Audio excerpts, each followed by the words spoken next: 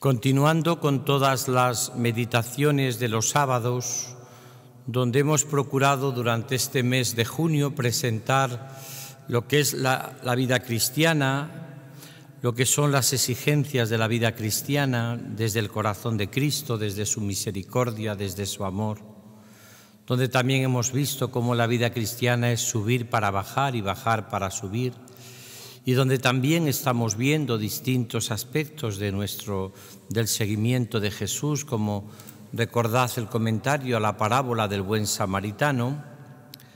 Yo quería en este día explicaros las palabras exigentes de Jesús a través del Evangelio de San Mateo que estamos leyendo. Como estos últimos momentos de estas 4 meditaciones de junio, ahora sería explicaros cómo esa exigencia del Evangelio de Mateo, que es el Evangelio eclesial, el Evangelio de la Iglesia, y que nos propone seguir a Cristo. Mirad, Jesucristo no era duro, pero sí era exigente.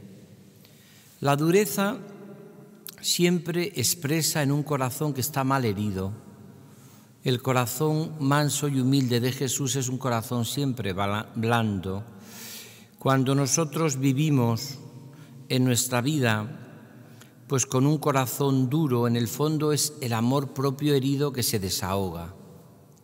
Cuando nosotros vivimos no con un corazón duro, sino con un corazón exigente, en el fondo es porque creemos en las personas y también porque creemos en la fuerza del Señor con nosotros. Si la Virgen nuestra Madre creyó en el Dios de lo imposible, también nosotros creemos en el Dios de lo imposible. Por eso yo os propongo como 3 palabras exigentes de Jesús según Mateo, que estamos leyendo estos días, siguiendo el Evangelio de Mateo de cada día, y luego como las 3 respuestas del Señor para cada uno de nosotros en nuestra vida cristiana.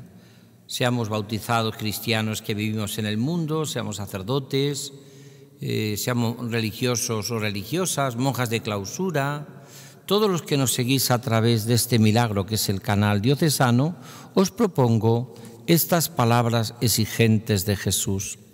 La primera sería la higuera estéril, que es Mateo 21, 18, 19. Os remito a que lo habléis y a que lo meditéis, como hemos hecho cuando empezamos ya estas charlas cuaresmales hace tiempo, luego ya siguió las charlas del misterio pascual, después hemos continuado. ¿Os acordáis que siempre hacíamos ese esquema? Hacíamos una lectura de la palabra de Dios, la meditábamos y como muchos nos veis en familia, pues también el comentarlo. Por eso, ¿cuáles serían las 3 palabras exigentes de Jesús? La primera es la higuera estéril, que es Mateo 21, 18, 19. La segunda apareció en el Evangelio de estos días, la casa edificada sobre arena o la casa edificada sobre roca, Mateo 7, 24, 27. Y el otro texto que también quiero comentar como palabra exigente del Señor, nunca dura, porque Él es un corazón bueno, es: no quien dice Señor, Señor, entrará en el reino de los cielos, Mateo 7, 21, 23, que también hemos leído estos días. ¿Por qué quiero yo en estos momentos explicar esto? Porque luego hay una llamada del Señor a la santidad. Una vez que nos ha dicho estas palabras exigentes, el Señor nos llama a seguir profundizando en la conversión, que es la asignatura pendiente siempre de nuestra vida. Nunca estamos convertidos del todo, nunca somos santos como el Señor nos soñó. Siempre tenemos en nuestra vida todavía muchas cosas que vivir y que esperar del Señor. Por eso las 3 llamadas del Señor a la conversión ante estas palabras exigentes de Jesús serían, por ejemplo, los invitados a las bodas del Rey, Mateo 22, 1, un texto precioso. El Señor te va a decir algo que es muy peligroso en la vida cristiana y es, podríamos llamar sobre todo, la rutina. ante tanta llamada de Cristo. Aquí delante del Señor vivo en la Eucaristía podemos decir tanta rutina ante tanta llamada de Cristo. Las bodas del Rey, Mateo 22:1. También es muy importante en esta llamada a la conversión la parábola de los talentos, Mateo 25, 14, 30, que también seguiremos leyendo en esta lectura continua del Evangelio de Mateo. ¿Por qué la parábola de los talentos? Pues hay algo que nos ocurre en nuestra vida y es tremendo, y es nuestra falta de arriesgar la vida por Jesús. Vamos a explicar esta parábola que nos viene como anillo al dedo en estos momentos de nuestra vida cristiana, en esta situación que estamos viviendo. Y por último, el sembrador.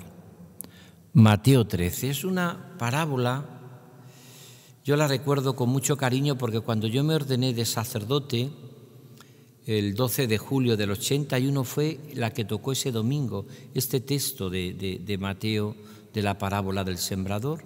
Y recuerdo que el don Marcelo nos recordó que a pesar de las dificultades que podemos tener siempre en el camino de la vida, hay que sembrar y sembrarse. San Vicente de Paúl dice que Dios no nos pide recoger, sino sembrar.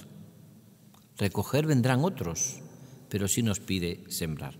Vamos entonces a esas tres palabras exigentes del Señor cuando estamos ya terminando el curso, empezando el verano, extraño, complicado, pero que estamos todos pues poniéndonos las pilas también en nuestra vida cristiana.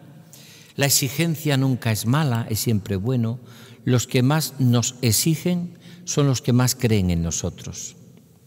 Por eso cuando no exigimos nada es que en el fondo no creemos en que la persona puede dar de sí. Recuerdo que un chico me lo decía de su padre.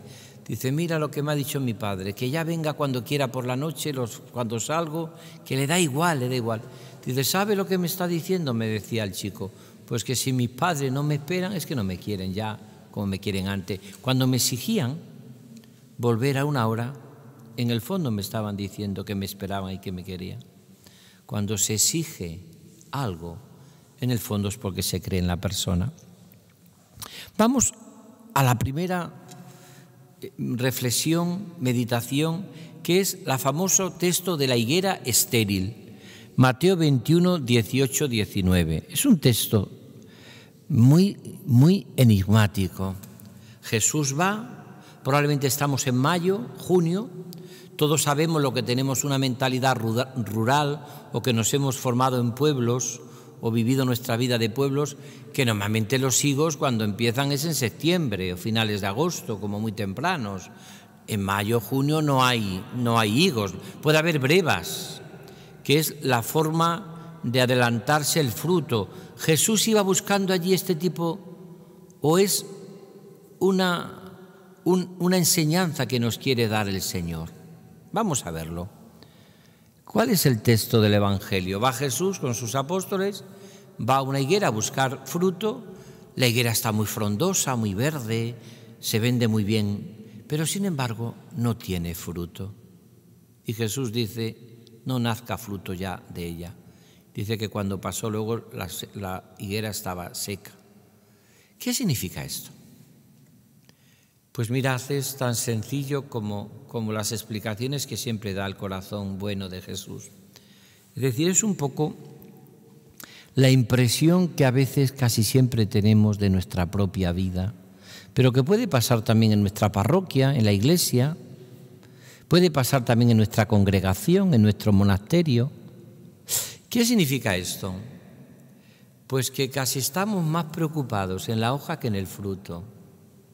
Y casi estamos más preocupados en presentar bien las cosas muchas veces que en el fruto que puede dar. Imaginaros hoy, por ejemplo, tantos congresos, tantos movimientos, reuniones, encuentros sinodales, proyectos pastorales, planes de aplicación, que todo esto es buenísimo. Pero a veces tiene uno la sensación de que hoy tantas palabras, tantos congresos, tantas resoluciones, tantas programaciones, y a veces piensa uno, ¿y los frutos? A veces noviciados vacíos, iglesias vacías, gente con poca vida cristiana, con poca fe, ¿no? Con poca vida, como le pasaba a aquella higuera, que quizás estaba preocupadísima, si pudiésemos hablar así, por ser hoja, por estar verde. Pero lo importante es el fruto. Es un árbol frutal. Lo importante es el fruto, ¿no?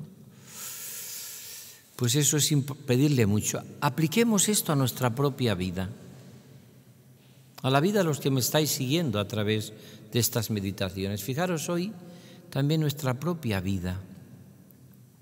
¿Cuántas veces, pues, y qué sería el fruto?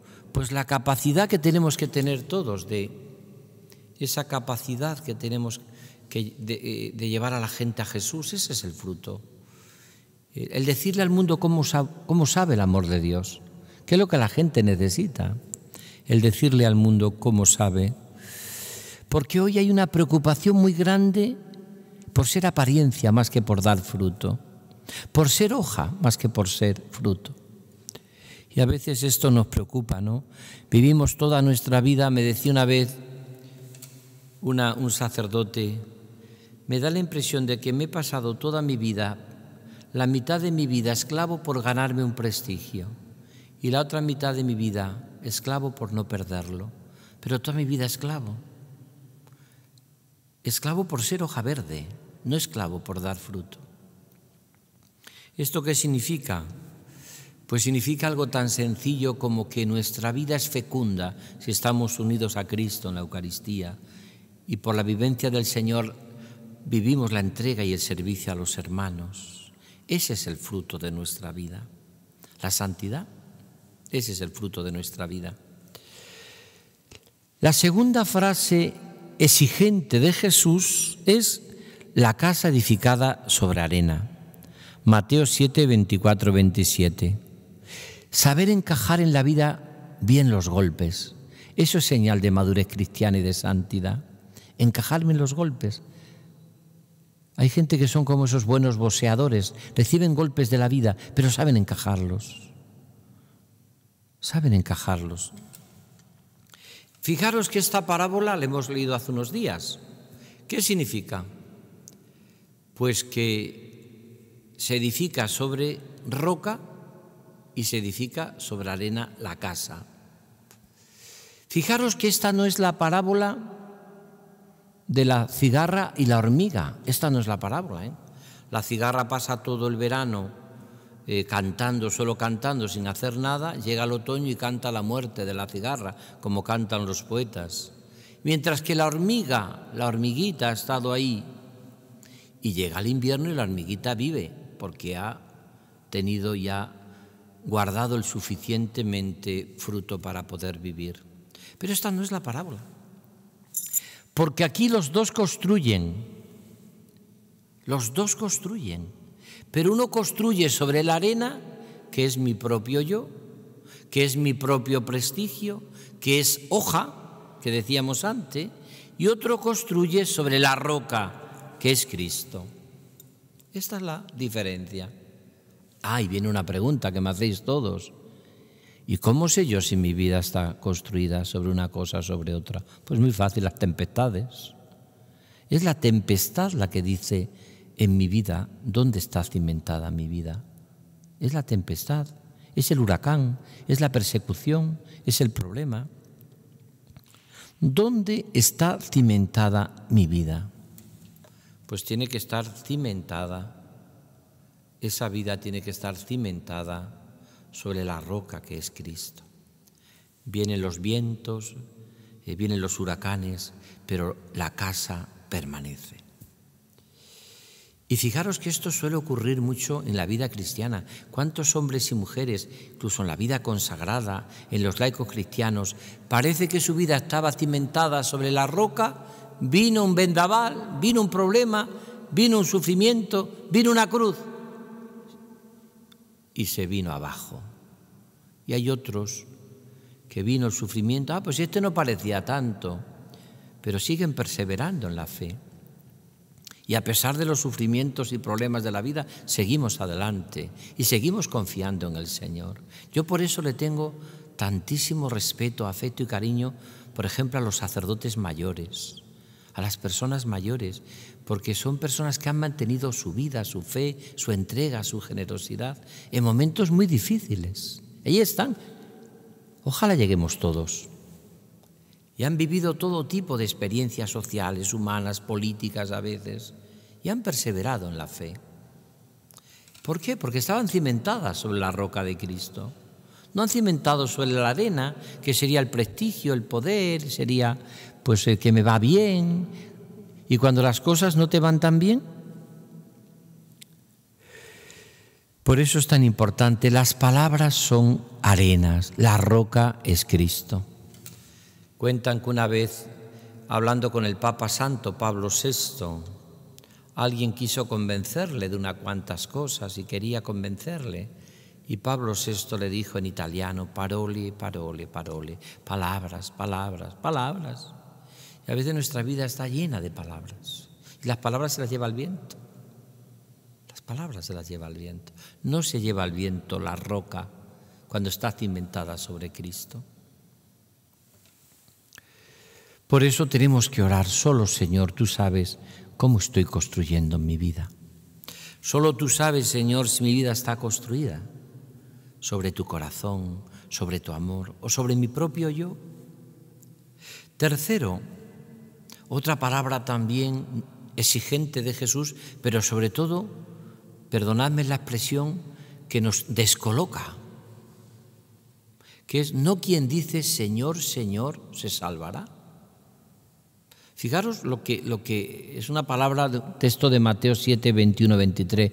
Lo voy a leer porque no tiene desperdicio como toda la palabra de Dios. Dice, Señor, no hemos profetizado en tu nombre y en tu nombre hemos arrojado a los demonios y hemos hecho muchas cosas en tu nombre. Y Él les dirá, nunca os conocí, apartad de mí los que hacéis iniquidad. No dice los que son estériles, que se le llama a la higuera, a los de la higuera. No dice aquí que han cimentado su vida sobre la arena, sobre su propio yo, sino le llamas estériles.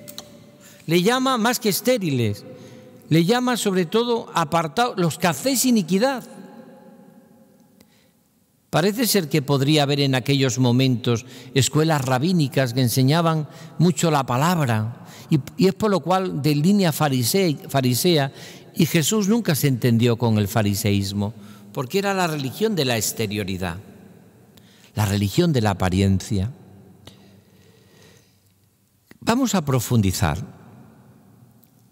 en la escena del juicio, que será Mateo 25, que concluiremos cuando estemos pasando todo este año litúrgico, iremos poco a poco hasta que lleguemos ya con el domingo de Jesucristo, Rey del Universo, donde se acaba el tiempo ordinario y pasaríamos al otro domingo ya Adviento.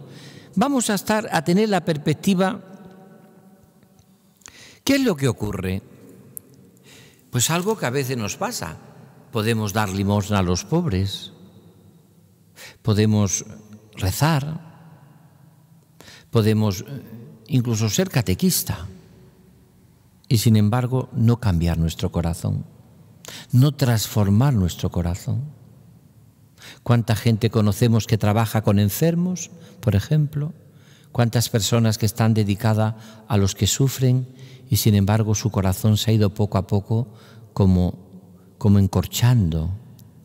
No sale nada de ternura y de amor.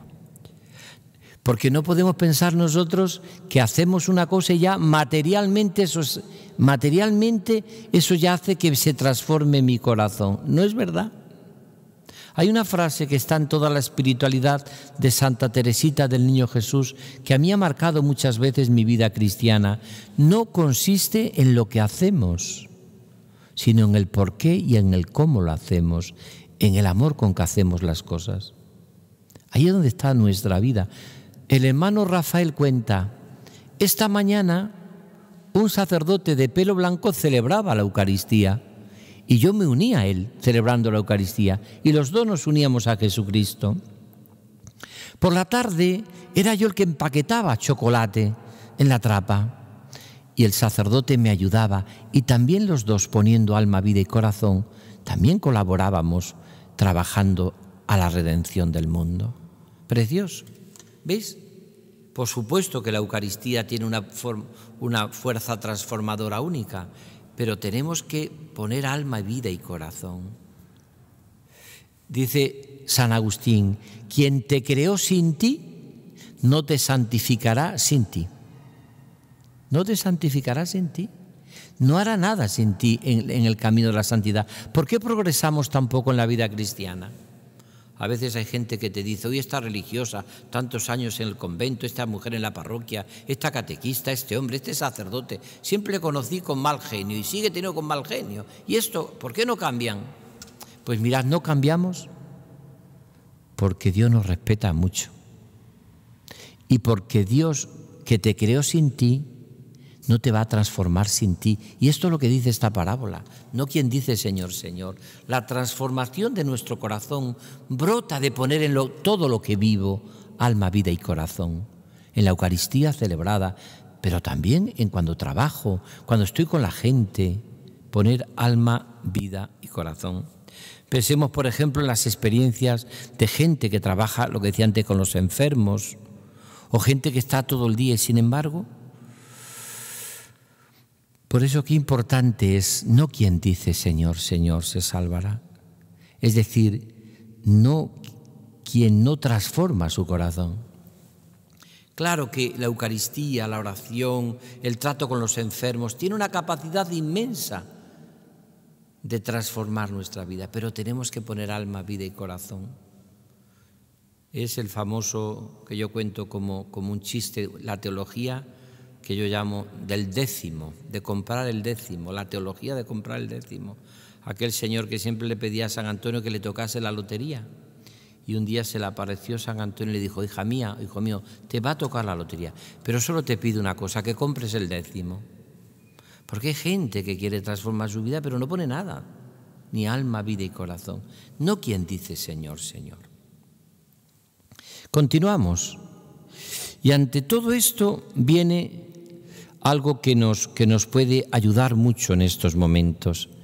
Y es, ¿cuál sería la respuesta del Señor en estas exigencias? Primero, la parábola de las bodas del Rey, que es el peso en nuestra vida de la rutina, de las costumbres. ¿Por qué no transformamos nuestra vida? ¿Por qué somos estériles? ¿Por qué muchas veces cimentamos nuestra vida sobre la arena y no sobre la roca que es Cristo? ¿Por qué nos quedamos en la vida cristiana en un Señor, Señor? Mirad que esto es, si nosotros nos fijamos en la parábola de la invitación a las bodas del Rey, es que es muy atractiva. ¿Quién no iría a una boda si te invita un rey o te invita una persona importante y te da todas las facilidades? Iríamos todos. Pero fijaros aquí, curiosamente, no va casi nadie. Y todos tienen cosas muy importantes que hacer, aunque nos sorprenda. Por ejemplo, destaca que alguno se marchó al campo a trabajar. Lo cual significa, nos recuerda la parábola, ¿os acordáis?, del hijo pródigo, que también meditamos un día en estas meditaciones de todos los sábados.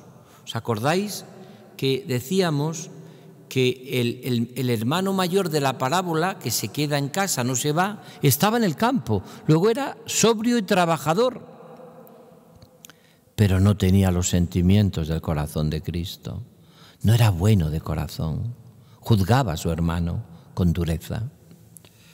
Por lo tanto, hay un rey que ofrece un banquete de bodas, el banquete es bueno, los animales son gordos, han sido sacrificados, no sucede todos los días. Al no haber nevera entonces, como hay ahora, cuando se sacrificaba un animal había que comérselo rápidamente porque si no se estropeaba. Pero el contraste, el atractivo de la llamada de Dios, la realidad, nuestra pequeñez, nuestra rutina, nuestra falta de amor. Ellos no quisieron ir, dice, se fueron cada uno al campo y a sus negocios. ¿Qué puede suceder? Mirad, pues lo que ocurre a nosotros, las parábolas son de la vida y el Señor realmente conoce el corazón humano, nos conoce a nosotros. ¿Qué pasa? Pues que Y todo va a ser igual en esta vida. ¿Para qué? Mire usted, si no va a cambiar nada, ¿no? ¿Qué puede suceder ante tanta llamada de Cristo? Además me tengo que comprar un traje, o tengo que hacer este tema, y tengo que ir no sé cuánto. Me voy a encontrar con algunos que no quiero ver porque son todos muy... Tantas y tantas pegas que le ponemos a tantas llamadas de Cristo. No dicen que los invitados fueron a cosas malas, ni siquiera mundanas, pero no aceptaron la llamada del Señor. Esta es la conversión permanente. Nos puede ocurrir hasta cuando sentimos llamadas, por ejemplo, a la adoración perpetua, a la misa de cada domingo, a tantas y tantas cosas, que todos nos vamos disculpando, ¿no? Ante tantas llamadas de Cristo, también nos sucede a nosotros tantas llamadas de Cristo, ante tanta llamada del Señor, es verdad. Por eso es la fuerza de las costumbres, la rutina. Le escuché un día al cardenal Martini que cuando él iba desde Milán hasta Roma, pues él muchas veces paraba en la estación Termini, que dicen algunos que es la estación más peligrosa de toda Europa. Yo la he cogido muchas veces, el 64, que era un autobús muy conocido, y allí casi siempre había algún que otro episodio de hurto. Yo recuerdo mucho, y dice Martini que llegaba. En Roma sabemos los que hemos estado que sobre todo el invierno llueve muchísimo. Es como Santiago de Compostela, son ciudades que llueve en general muchísimo. Te puede llover 3 veces al día. Yo me he mojado muchísimas veces porque a veces incluso con un paraguas es una lluvia muy torrencial. Y dice Martini, yo llegaba allá a la estación de Termini y veía a cientos de pobres tirados en los andamios o tirados allá en las aceras y pues muchos de ellos mojándose en los cartones. Y yo decía, mira, por esto se habría que hacer algo. Yo que voy de obispo, estos pobres, habría que hacer algo. Pero la rutina, bueno, pues ya lo harán otros. Y si no, pues con todas las monjas y con todos los religiosos que hay por esta zona, pues ya algunos, o a lo mejor no quieren ellos ir a ningún sitio, porque no les van a ofrecer una comida caliente y un poder pasar la noche en algún albergue de los cientos que pueda haber en Roma, hombre. Y nos disculpamos ante tanta llamada de Cristo. Y dice él, pero llega la Madre Teresa de Calcuta a Roma, que venía de Calcuta, donde dice Lapierre en el famoso libro La ciudad de la alegría, que 2 millones de personas nacen en Calcuta en la calle, viven en la calle y mueren en la calle. 2 millones de personas. No conocen nunca una casa. Nacen en la calle, viven en la calle, mueren en la calle. Y le dice la Madre Teresa de Calcuta al Papa, también santo Juan Pablo II, me dé usted una parte del Vaticano. Y el Papa le dio el don de María, que está ahí en la plaza del Santo Oficio.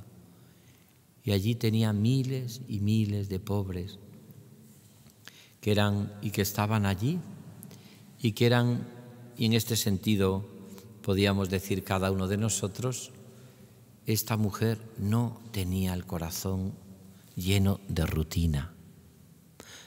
El amor no deja que entre la rutina ante los pobres, ante los que sufren. No puede. Y la Madre Teresa de Calcuta lo solucionó el problema. Muchos de ellos estaban allí en Termini, entre cartones lloviendo y mojándose. Pero es que nos ocurre en nuestra vida tanta rutina ante tanta llamada de Cristo. La adoración perpetua, que tenemos ya 2 en la ciudad, aquí también en la parroquia de San Juan de la Cruz, pero también en Torrijos y en Consuegra, tantas, una oferta como esta, 24 horas del día bebiendo de la fuente del amor, que es el corazón vivo de Cristo en la Eucaristía. El remedio de todas nuestras soledades. Quien ha conocido a Jesús en la Eucaristía nunca estará solo y nunca se encontrará solo. Porque como dice un texto de la Escritura, ya su corazón no será una soledad poblada de aullidos, que es lo que es la del corazón del hombre. a veces una soledad poblada de aullidos. Nuestro corazón es una soledad acompañada por la Trinidad y por el Señor. A ti no te llamarán desbastada, porque tu tierra tendrá marido, dice. Tienes la compañía del Señor en tu corazón y en tu vida. Pues aquí aparece ante tanta llamada. ¿Qué respuesta le daremos a Jesús cuando nos encontremos delante de Él? Cuando seamos examinados en el amor. Ante tanta llamada del Señor que nosotros no hemos respondido, ¿qué le diremos, Señor? Pues no te conocimos en el pobre, ni te conocimos en el de los que estaban tirados ni te conocimos. ¿Cómo que no me conocisteis? ¿Cómo que no me conocisteis? Si era yo. Y vamos ya terminando. La parábola de los talentos. Otra parábola que a todos como una llamada permanente a la conversión ante las palabras exigentes de Jesús. ¿Cuál sería el miedo al riesgo? Mateo 25, 14, 30. La comodidad de nuestra vida cristiana. La comodidad. Esto sí que aparece. El miedo a arriesgar algo. Aparentemente el que más conoce a Jesús, a Dios, es el que menos arriesga. Tremendo. Le dan 10 talentos, 5 talentos y 1 talento. El de los 10, que es el que más, fructifica. El del 5 fructifica y los pone a... Y el de 1, como te conocía, sé que eres muy exigente y donde quieres recoger donde no siembras, ¿qué he hecho? El talento lo he enterrado bajo la tierra este talento. Uy, el Señor le dice cantidad de... Es aparentemente un hombre honesto, pero no quiere complicarse la vida por el Señor. Y en el fondo, todo amor lleva consigo una complicación de la vida. Dime lo que amas y te diré lo que te complicas la vida. Dime lo que amas y te diré lo que perdonas. Dime lo que amas y te diré lo que fructifica tu vida. Es decir, si nuestra vida, pues esto es lo que le llama el texto malvado y holgazán, ¿ves? Cómodo. Malvado y holgazán. Pero ¿cómo malvado y holgazán? Pues claro. ¿Por qué miedo? ¿Qué es el miedo al riesgo? Es, pues, a que algo salga y que sea distinto a lo que hacemos habitualmente, ¿no? Eso que te dice mucha gente, mire usted, esto siempre se ha hecho así. Y no venga usted porque esto siempre se ha hecho así. Esto siempre ha sido así. Esto siempre ha sido así. Bueno, pero total nos está pidiendo el Papa Francisco que seamos creativos, que salgamos al mundo, que salgamos a las plazas, a las salidas. El Evangelio es un Evangelio en salida. Podemos estar en este hospital de campaña que es la humanidad cruzado de brazos cómodamente, diciendo que no podemos hacer nada y tirando la toalla. Fijaros, cuando el corazón con aguas estancadas, cuando el agua en el corazón se estanca, acaba pudriéndose y acaba oliendo mal. Por eso es necesario que nuestro corazón se abra y que nuestro corazón comparta y que no se cierre, ¿no? Es porque todo será distinto. En el fondo muchas veces tenemos miedo a fructificar. Los talentos Dios te los da a ti para los otros. Dios te los da a ti para los demás. Tú no tienes derecho a esconderlos. Tienes derecho a ponerlos en funcionamiento. Tienes derecho a que tú, la gente, que tú le des. Y sobre todo la gente tiene derecho a que le hables de Dios, a que le lleves al Señor. Tiene derecho. Y ahora sí que termino ya. La parábola del sembrador, la prisa y la ansiedad. Mateo 13, 3, 10. ¿Sabes por qué tu vida no se transforma? ¿Por qué no acabas de alcanzar esa santidad que Dios soñó para ti? ¿Por qué no acabas de convertir tu corazón y tener los sentimientos de Cristo? ¿Sabes por qué? Porque siempre tienes prisa, ansiedad. Estamos siempre como salidos, ¿no? La prisa y la ansiedad. Y es la parábola del sembrador. Decía San Vicente de Paúl, Dios no te pide recoger sino sembrar. Otros cosecharán. ¿Cuál sería el texto fundamental de esta parábola del sembrador? Pues es lo caído entre espinas, el que como nosotros acoge al Señor, pero los cuidados del siglo, la seducción de las riquezas, ahogan la doctrina y queda sin fruto. En el fondo es la mentalidad del mundo, la prisa y la ansiedad por todo. Decían por Castilla, León, cuando yo estaba en Valladolid, también se dice por Castilla-La Mancha y por Extremadura, pero lo decían los agricultores, los campesinos, no coincide nunca la siembra con la cosecha, nunca, nunca, uno siembra y cosecha. Es más, se sabe que lo que tiene más valor en una cosecha suele esperar más tiempo en salir.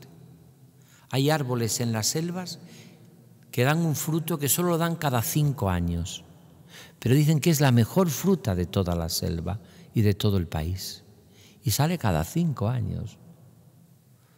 Por tanto, a veces no sabemos esperar, tenemos prisa y ansiedad. Siempre tenemos muchas cosas que hacer y sobre todo quitamos tiempo a Dios y a los demás, que como decía el padre Carlos de Foucault, es el único tiempo que nunca se pierde. El tiempo que dedicamos a Dios y a los demás es el tiempo que nunca perdemos el tiempo. El tiempo que estamos dedicados a los demás. Podemos perder el tiempo de otra manera. Por eso yo os propongo ahora que leáis, si podéis, durante este tiempo, todos los textos para que apliquéis esta meditación. Es el único que os propongo como trabajo, como deberes. Es decir, leed todo el capítulo, todo el Evangelio de Mateo. Pero no os voy a dar mucho tiempo de tregua, porque vuelvo, si Dios quiere. Me han pedido mucha gente y me han pedido sobre todo incluso parroquias, sacerdotes, incluso el mismo canal diocesano, y lo voy a cumplir, que por qué ahora durante el mes de julio que empezamos ya no podría dar yo unos ejercicios espirituales desde el canal diocesano a todos los que este verano no van a poder salir, no van a poder hacer sus ejercicios espirituales, monjas de clausura que a lo mejor no han podido tenerlo, a lo mejor de vida activa, o laicos seglares que tenían su convivencia en Fátima y este año no lo van a poder tener. Para toda esa gente volvemos todos los sábados, me propongo en cuatro meditaciones que lo vamos a titular Ejercicios espirituales en verano. Venid a un lugar a descansar. Como el corazón de Jesús también es nuestro descanso y nuestro mar sin playas y nuestro gozo. Entonces todos los sábados del mes de julio voy a dar unos ejercicios espirituales, pero voy a hacerlo ignacianos. Vais a decir a uno, bueno, todos son ignacianos. No, voy a ser propiamente ignaciano. Es decir, voy a explicar el esquema ignaciano en esos 4 meditaciones de los sábados. Y va a ser eso, ejercicios espirituales en verano, venid a un lugar a descansar. Por lo tanto, seguiremos por lo menos en el mes de julio, seguiremos viéndonos en el gozo y la alegría de poder permitirme entrar en vuestros hogares y compartir con vosotros, también pensando en que todavía muchos mayores no pueden salir, o muchos impedidos, o muchos enfermos, o que mucha gente que tiene este verano que hacer un verano especial, pues hacemos esos ejercicios espirituales que yo estoy seguro que darán mucho fruto. Luego ya el mes de agosto dejaremos de descanso, que tenemos todos que descansar, pero el mes de julio 4 meditaciones sobre este tema. Los ejercicios espirituales, algo tan hermoso como lo que significa en esos ejercicios espirituales de nuestra vida el decir venid a un lugar a descansar, que dice Jesús. El descanso es el corazón del Señor.